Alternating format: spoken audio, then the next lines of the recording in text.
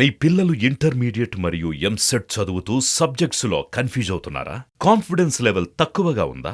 Repeated mistakes చేస్తున్నారా? అయితే మీకోసమే ఉంది Rise app.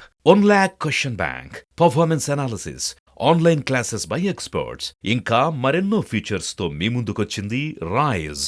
Rise, the perfect guide. Description లో ఉన్న లింకును ఉపయోగించి సబ్స్క్రైబ్ అవ్వండి. రాజకీయ మరియు సినీ విశ్లేషకులు శ్రవణ్ గారు, నమస్కారం సార్. నమస్తే అండి సార్, ఇప్పుడు ఎక్కడ చూసినా ఒకటే టాపిక్, ల్యాండ్ క్రూజర్స్.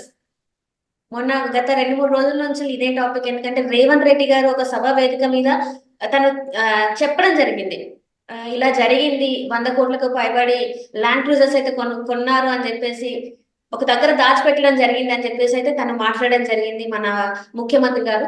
సో అయితే దీని మీద ఫస్ట్ టైం ఇంతవరకు మన గత ప్రభుత్వంలో ఉన్న అధికారులు అయితే ఎవరు మాట్లాడలేదు, కానీ ఫస్ట్ టైం కవితగా మాత్రం నోరు తెరవడం జరిగింది. సో దీని మీద అంటే ఎలాంటి రేవంత్ పైన కూడా కొన్ని వ్యాఖ్యలు అయితే చేయడం జరిగింది తను. ఇప్పుడు ఇది ఎలా మనం పరిగణించాలి సార్? మేడం, గత 5 నుంచి 10 సంవత్సరాల మధ్యకాలం నుంచి, ముఖ్యంగా ఈ 5 సంవత్సరాల నుంచి ఎప్పుడైతే సోషల్ మీడియా ఎక్కువ అయిందో అప్పటి నుంచి చాలా మంది సోషల్ మీడియా ఎడిక్ట్ అయిన వాళ్ళు, సోషల్ మీడియాకు బాగా ఫాలో అవుతున్న వాళ్ళు, ఎంత ఎంత ఉన్నత చదువులు చదువుకున్నా వాళ్ళకు ఆలోచన శక్తి అనేది పడిపోయింది. వాళ్ళ ఆలోచన పరిజ్ఞానం అనేది మరుగుజ్జుతనంగా అనిపిస్తుంది నాకు. ఎందుకంటే వాస్తవాలు గ్రహించకుండా చెప్పుడు మాటలు లేదా ఆ వాట్సాప్లోనూ ఎక్కడొచ్చిన సాహిత్యాన్ని నమ్మేయడం, నిజంగా కూడా మంచివాడిని దొంగ అన్న నిజమే దొంగ అంటాడుగా అనేలా ఆలోచన అభిప్రాయానికి రావడం నిజంగా సిగ్గుపడాల్సిన అవసరం. ఎందుకంటే మనుషుల్లోకి ఆలోచన తత్వాన్ని చంపేశారు. ఒక ఎదుటి వ్యక్తి మీద నోటికొచ్చిన అబద్ధం ఆడితే అది నిజం అని ఇట్లా పోలరైజ్ చేస్తున్నటువంటి విధానం, ముఖ్యంగా రాజకీయ నాయకులు చేస్తున్న విధానం చూస్తే, అది ఫాలో అవుతున్నటువంటి ఆ వార్త చదువుతున్న వాళ్ళు, ఆ వార్త నిజమని నమ్ముతున్న వాళ్ళు మెదడులో ఆలోచించడం ఆ శక్తిని కోల్పోయారా అనిపిస్తుంది. ఎందుకంటే నిన్నటి రేవంత్ రెడ్డి గారి విషయం చూస్తే అతను చేసిన వ్యాఖ్యలు చాలా ఎంత దిగజారిగా ఉన్నాయంటే అంత దిగజారిన వ్యాఖ్యలు చేశాడు. 22 క్రూజర్లు కేసీఆర్ కొని దాచిపెట్టాడు. ఇక్కడ అతనికి వాస్తవానికి పాలనాపరంగా అనుభవం లేదు. గుంపు మేస్త్రి కన్నా హీనమైన నాలెడ్జ్ ఉంది ఆయనకు. అంటే ఒక వార్డు మెంబర్ కూడా చేయలేనటువంటి వ్యక్తికి ఒక్కసారి ఉన్నత పదవి వచ్చిన తర్వాత మరి ఇలా ఉంటుందని అనుమానం వస్తుంది. ఎందుకంటే అతను మాట్లాడింది తెలుగు తక్కువగా ఏం మాట్లాడలేదు. కేవలం కేసీఆర్ టార్గెట్ చేసి అన్ఫ్లాపరేట్ చేయడానికి అతను చేసినటువంటి పదప్రయోగం తప్పించి ఆయనకు నిజంగా తెలవదు అనుకోవాలా, తెలిసిలా మాట్లాడాలని. ఎందుకంటే ఒక ప్రభుత్వంలో కొనేటువంటి ఆస్తులు ఏ ఆస్తి కొన్నా కూడా తన సొంత డబ్బు నుంచి కొనడు. ప్రభుత్వ పరంగా డిపార్ట్మెంటల్ అప్రూవల్ ఉంటుంది. ముఖ్యంగా ఈ సెక్యూరిటీ రక్షణ విభాగానికి అయితే అన్ని సీక్రెట్స్ ఉంటాయండి. భజన చేసి పేపర్లు హెడ్డింగ్లు ఇచ్చి ఏవి కూడా చెయ్యరు. రక్షణ ఒక ముఖ్యమంత్రికి రక్షణ వ్యవస్థకు ఏం కొనుగోలు చేస్తున్నారు, ఎలాంటి వస్తువులు పెడుతున్నారు అని బహిరంగంగా చెప్పరండి.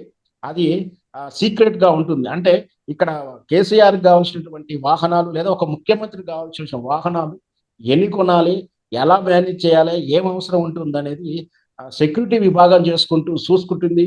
SIBA సెక్షన్ చూసుకుంటుంది. వాళ్ళు ఇండీడ్ పెడతారు, సార్ మాకు మీ రక్షణ విభాగంలో ఇంకా అప్డేట్ చేయాల్సిన అవసరం ఉంటుంది, దానివల్ల ఇది రిక్వైర్మెంట్ ఉంటుంది అని వాళ్ళు అప్రూవల్ తీసుకుంటారు. అప్రూవల్ తీసుకున్న తర్వాత అవి కొనుగోలు చేస్తారు. కొనుగోలు చేసిన తర్వాత అది బహిరంగ మార్కెట్లో కొన్నట్టుగా చూపించి ఫోటోలు దిగరంటే అది సీక్రెట్స్ గానే ఉంటుంది. ఆ నాలెడ్జ్ రేవంత్ రెడ్డికి ఉందా లేదా ఉన్నా కూడా అలా చెప్పాడా? రేవంత్ రెడ్డి అలా చెప్తే నమ్మే జనానికి ఎర్రి పుష్పాలా, వాళ్ళ మెదడులో ఆలోచిస్తున్నా లేదా కూడా మనం ఆలోచించాలి. ఎందుకంటే కేసీఆర్ కొనుక్కుంది సొంతానికి కాదు, ప్రభుత్వ పర ఆస్తే. ఆ రోజు కొనుక్కొని పెట్టింది కూడా ఈ రోజు ప్రభుత్వానికే ఉంది, కానీ కేసీఆర్ ఆయన వెంట వెళ్ళలేదు. ఎప్పుడైతే రిజల్ట్ వచ్చినప్పుడు ఎవరు అడగకుండా తనకు తానుగా రిజైన్ చేసి పోయాడే కానీ ఏ వాహనాన్ని కానీ ప్రభుత్వ వాహనంలో కూడా వెళ్ళలేదు. ఆ కనీసమైనటువంటి లా తెలవకుండా చేస్తున్నటువంటి వాక్యాలుగా చూడాలి. ఈ విషయాన్ని కవిత గారు కూడా ఈరోజు చెప్పారు. నిజంగా కూడా ఆ క్రూజర్స్ కొనడం అనేది, ల్యాండ్ క్రూజర్స్ విజయవాడలో దాచిపెట్టారనడం అనేది అది ఎంత దిగజారినటువంటి వాక్యం అంటే అంత దిగజారిన వాక్యం. వాటిని మనం వినేవాళ్ళని నమ్ముతున్నామంటే మనం విషయ పరిజ్ఞానం ఏంటి, మన ఆలోచన శక్తి ఏంటో కూడా ఒకసారి పరిశీలించాలి. ఎందుకంటే అక్కడ కొన్నటువంటి వాహనాలు దానికి ఏ విధంగా సెక్యూరిటీ చేస్తున్నారు, ఎక్కడ చేయాలి, ఏం చేస్తున్నారని బహిరంగంగా అందరూ చెప్పరండి. ఆ కామన్ సెన్స్ ఎవరికి ఉందో లేదో ఈ వార్తను నమ్మే వ్యక్తులకు ఆ వార్తని రేవంత్ రెడ్డి వ్యాఖ్యలకు సపోర్ట్ చేస్తూ విశ్లేషణ చేసేటువంటి జర్నలిస్టులకు కూడా తెలియాల్సింది ఏమిటంటే ఈ రక్షణ విభాగం ఒక ప్రధానమంత్రికో ఒక ముఖ్యమంత్రికో ఒక గవర్నర్కో రక్షణ విభాగాన్ని సీక్రెట్స్ కింద ఉంచుతారంటే ఏదనుకున్నా అందులో చర్యలు ఏదున్నా కూడా సీక్రెట్ కింద మెయింటైన్ చేస్తారు, సీక్రెట్ కింద ఉంచుతారు. ఎక్కడ రిపేర్ చేస్తున్నారు, దాంట్లో బుల్లెట్ పెడుతున్నారా, ఎన్ని వాహనాలు పెడుతున్నారు, ఏ రకం వాహనాలు కొన్నారు, ఇవన్నీ కూడా బహిరంగ పరచరండి.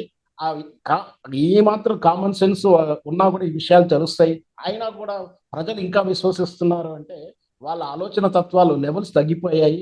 వాళ్ళ ఆలోచన విధానానికి బ్రేకులు వేస్తూ సోషల్ మీడియాకు తప్పుడు వార్తలను ఎంజాయ్ చేస్తున్నారు.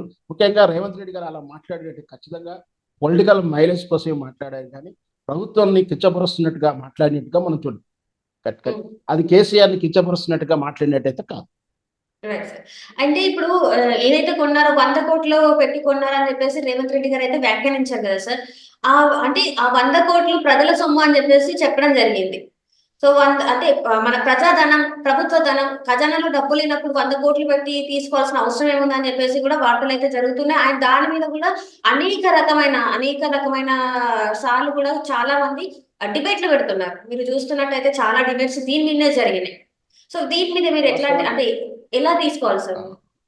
వాస్తవానికి అయితే ఆర్థిక పరిస్థితి ఎంత బాగున్నా ఎలా ఉన్నా కూడా ఖర్చు అనేది, సెక్యూరిటీ అనేది ఇంపార్టెన్స్ ఇస్తారు. మన రక్షణ కోసం మన రక్షణ విభాగాన్ని ఖర్చు పెట్టడంలో తప్పు లేదు. అయితే ఇదే విధంగా అయితే రేవంత్ రెడ్డి తమ్మునికి పెట్టినటువంటి ఆ క్యాన్వాస్ కూడా ప్రభుత్వ సొమ్మే. ఏదైతే రేవంత్ రెడ్డి పెడుతున్నటువంటి ఖర్చు కూడా ప్రభుత్వందే. ఏదున్నా అందరూ పెట్టేది ప్రభుత్వం. ఈ రోజు రేవంత్ రెడ్డికి ఉన్న క్యాన్వాస్ కూడా ప్రభుత్వంది, ప్రజల సొమ్మే. అది ఆ విధంగా అంటే ఒక వ్యక్తిని అన్పాపులర్ చేయడానికి ఆ ప్రజల సొమ్ము దుర్వినియోగం కానీ ఈ రోజు అలా కాంగ్రెస్ ప్రభుత్వం కూడా చేస్తుంది. కూడా ఆ కాంగ్రెస్ మంత్రులకు ఇచ్చే కాన్వాస్ ఖర్చు కూడా ప్రజల సొమ్మే. కొన్ని విషయాల్లో మరి రక్షణ విషయంలో చూస్తే దానికి కంపల్సరీ కాబట్టి వాటికి ఖర్చు పెట్టాల్సిన బాధ్యత సెక్యూరిటీ విభాగానికి ఉంటుంది. రేపు జరగడానికి సంఘటన జరిగితే ఆ సెక్యూరిటీ వాళ్ళకి ప్రశ్నిస్తారు కాబట్టి వాళ్ళ అంతర్గత విషయాన్ని మనం రాజకీయ చర్చలోకి లాగడం అనేది నిజంగా రక్షణ విభాగంలో ఎస్ఐబి వాళ్ళ ఆంతరింగం కానీ వాళ్ళ అంతర్గత విషయాన్ని మనం బయటకు లాగినట్టు అవుతుంది. ఇది కూడా ఎస్ఐబి చట్టం ప్రకారం కూడా మన శిక్షార్హులు అవుతాం. ఆ విషయం తర్వాత కూడా పిచ్చి పిచ్చి కామెంట్లు చేస్తూ దాన్ని చర్చాంశంగా చేస్తున్నారు కొందరు అడ్మినిస్ట్రేటివ్ వాళ్ళు. Right sir. అంటే ఇప్పుడు చాలా మంది ఏం చెప్తున్నారంటే కేసీఆర్ అంటే ఏదైతే కేసీఆర్ పాలన ఈ 10 సంవత్సరాలు మొత్తం అవినీతి పాలనే జరిగింది. సో ఆ అవినీతిలో భాగంగానే ఈ 100 కోట్ల ల్యాండ్ క్రూజర్స్ అని చెప్పేసి మాట్లాడుతున్నారు సార్. సో దీని మీద ఎలా? దీంట్లో 2 పాయింట్లు ఉన్నాయండి. ఒకవేళ నిజంగా ల్యాండ్ క్రూజర్ కొనుగోలు అంశంలో స్కామ్ కానీ అవినీతి ఉంటే నిరూపించి సాక్ష్యాధారంతో ఆరోపించాలి. కానీ అపవాదు వేయడానికి రెండో మీనింగ్ తోటే అమరావతిలో విజయవాడలో దాచిపెట్టారు అనడంలో రాజకీయ ఎజెండా కనిపిస్తుంది. దీంతో పాటు అవినీతి గురించి చెప్పడం అంటే కాంగ్రెస్ వాళ్ళు అవినీతి గురించి చెప్పడం అంటే దయ్యాలు వేదాలు ఒలిచినట్టుగా ఉంటుంది. అవినీతికి పేరే వాళ్ళు దాని పేరే స్కామేస్ కాంగ్రెస్. సో ఒకవేళ నిజంగా 10 ఏళ్ల పాలన అవినీతి ఏదైనా జరుగుతుంటే ఖచ్చితంగా శిక్షార్హం చేయాలి, ప్రజల ముందు నిలబెట్టాల్సి ఉంటుంది. అది సాక్ష్యాధారాలతో నోటుకొచ్చినట్టు. ఎందుకంటే అప్పటికే అంతకుముందు చెప్పారు కాంగ్రెస్ ప్రభుత్వం 1,00,000 కోట్ల అప్పులు ఉన్నాయి, ఇన్ని వేల కోట్ల అప్పులు ఉన్నాయి. తీరా చూస్తే అన్ని వేల కోట్ల అప్పులు కూడా శ్వేతపత్రంలో 50% కూడా చూపించలేకపోయారు వాళ్ళు. సో ఇక్కడ ఏంటంటే రాజకీయంగా అట్లా నోటుకొచ్చిన నిరాదరణ ఆరోపణలు చేయడం అని ఈనాటి రాజకీయ నాయకులకు ఉన్న అలవాటు. ఒకవేళ నిజంగా కేసీఆర్ ప్రభుత్వంలో అవినీతి జరగలేదని నేను అన్నాను. అవినీతి జరిగి ఉంటే ఖచ్చితంగా దాన్ని విచారణ చేయాలి, తగినటువంటి సాక్ష్యాధారాలు ఉంటే శిక్షించాలి, కోర్టులో నిలబెట్టాలి. కానీ ఊరికనే డిబేట్లు చేయడము, ఊరికనే నోటికొచ్చిన ప్రెస్ మీట్లో మాట్లాడడం కాదని నిజంగా ల్యాండ్ క్రూజర్ విషయం ఏదైనా జరిగి ఉంటే అందుకు సంబంధించిన అధికారులు సంబంధించినటువంటి ఆ ల్యాండ్ క్రూజర్ మీద సంతకాలు పెట్టినటువంటి ఉన్నతాధికారులు అందరికీ కూడా సస్పెండ్ చేయాల్సి ఉంటుంది. ఆ దమ్ము రేవంత్ రెడ్డికి ఉంటుందా అనేది నేను అడుగుతున్నాను. అంటే ఇక్కడ ఇంకొక అంశం కూడా తెర మీదకి వచ్చింది సార్. ఏంటంటే జగన్ సహాయం వల్ల, అంటే జగన్ కి ఉన్న కేసీఆర్ కి మన ఏపీ ముఖ్యమంత్రి జగన్మోహన్ రెడ్డికి ఉన్న మన మాజీ ముఖ్యమంత్రి కేసీఆర్ గారికి ఇద్దరి మధ్యన సత్సంబంధాలు ఉండడం వల్లనే విజయవాడలో దాచిపెట్టాల్సి వచ్చింది. ఏవైతే 22 క్రూజర్స్ ఉన్నాయో వాటిని దాచిపెట్టేసి వాళ్ళిద్దరి మధ్యన స్నేహం వల్లనే అక్కడ దాచిపెట్టవలసి వచ్చిందని చెప్పేసి కూడా ఒక ఈ టాక్ కూడా బయట చర్చనీయాంశంగా మారింది సార్. దీని మీద ఎట్లా సార్, అసలు ఇది నిజంగా అంటారా? ఆ మాట అనేవాళ్ళు కానీ ఆ మాటను సపోర్ట్ చేస్తూ వాదించే వాళ్ళ మెదళ్ళు కుసించుకుపోయాయని చెప్తాను. ఎందుకంటే ఆ మరుగుజ్జు ఆలోచన అలాగే ఉంటాయి వాళ్ళకి. ఎందుకంటే మనకు తెలుసు ఆటోమొబైల్ రంగం విజయవాడలో కేంద్రీకృతమైంది. ఈ రోజు భారీ వాహనాలు, లారీలు కానీ ఇట్లాంటి ఏవైనా సరే ఆటోమేటిక్ అక్కడ కేర్ ఆఫ్ అయిందంటే విజయవాడ. అక్కడ మనం ఏ వెహికల్ కొన్నా కూడా మనం ఎక్స్ట్రా వర్క్ ఏమైనా చేయించుకోవాలన్నా సౌండ్ ప్రూఫ్ కానీ, బుల్లెట్ ప్రూఫ్ కానీ, ఇంకా ఇతర స్పీకర్స్ కానీ ఏం చేసుకున్నా, కార్ డెకరేషన్ చూసుకోవాల్సిన అందరూ విజయవాడకి వెళ్ళడానికి ఇష్టపడతారు. విజయవాడలో చేయించుకోవచ్చు. ఆ విధంగా ఒక రాష్ట్రానికి సంబంధించినటువంటి వాహనాలకి బుల్లెట్ ప్రూఫ్ లో అక్కడ ప్రసిద్ధిగాంచింది కాబట్టి అక్కడ చేయించాడు. దానికి జగన్మోహన్ రెడ్డికిను, కేసీఆర్కును ఈ వాహనాలకు ఏం సంబంధం ఉంటుందంటే అక్కడ ఉమ్. దాచిపెట్టడం అనే పదమే ఆ చాలా అర్ధరహితమైన పదం. దాచిపెట్టడం అనేది అది సెక్యూరిటీ విభాగంలో, రక్షణ శాఖలో ఉన్నటువంటి సీక్రెసీ. దాన్ని దాచిపెట్టడం అనేది రాజకీయంగా వాడుకోవడం అనేది అనేవానికి బుద్ధి ఉండాలి, వినేవాడు నమ్మేవానికి బుద్ధి ఉండాలి. Right sir. Right, thank you so much sir. మీరు మాతో పాటు జూమ్ కాల్ లో వచ్చినందుకు మీకు ధన్యవాదాలు.